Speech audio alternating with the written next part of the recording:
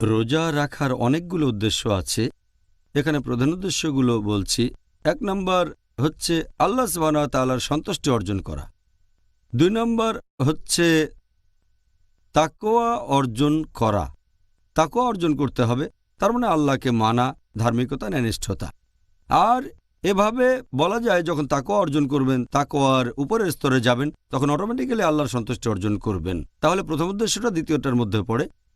3 নম্বরটা হচ্ছে বেহেশতে যাওয়ার জন্য। রোজা রাখলে বেহেশতে যেতে পারি। 4 নম্বর হচ্ছে আমাদের গুনার প্রায়শ্চিত্ত করার জন্য। নম্বর 5 হচ্ছে আল্লাহর কাছ থেকে পুরস্কার পাওয়ার জন্য। 6 নম্বর হচ্ছে গুনাহ থেকে ক্ষমা পাওয়ার জন্য।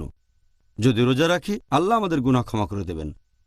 7 নম্বর হচ্ছে আশিফা অর্জন করা, অর্থাৎ রোজা আমাদের হয়ে কথা বলবে, আমাদের হয়ে মধ্যস্থতা করবে। যদি রোজা রাখি তাহলে শেষ বিচারের দিনে রোজা আমাদের পক্ষে কথা বলবে। নম্বর 8 সেটা হচ্ছে আল্লাহ সুবহানাহু ওয়া তাআলার অসীম দয়াকে অনুভব করা। 9 নম্বর আমাদের ইচ্ছা শক্তি আর সংকল্প বাড়ানো।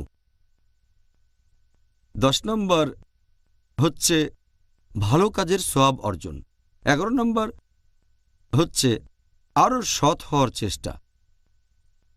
12 নম্বর হচ্ছে নিজের আকাঙ্ক্ষাগুলোকে কমিয়ে ফেলা, নিজের চাহিদাগুলোকে কমিয়ে ফেলা। 13 নম্বর শয়তানের রাস্তা সংকীর্ণ করে দেয়া। রোজা রাখলে শয়তানের রাস্তা সংকীর্ণ হয়ে যায়।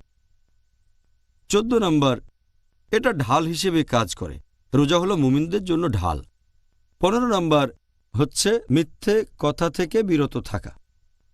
আর 16 নম্বর মিথ্যে কাজ থেকে নিজেকে বিরত রাখা। এগুলো রোজা রাখার প্রধান উদ্দেশ্য।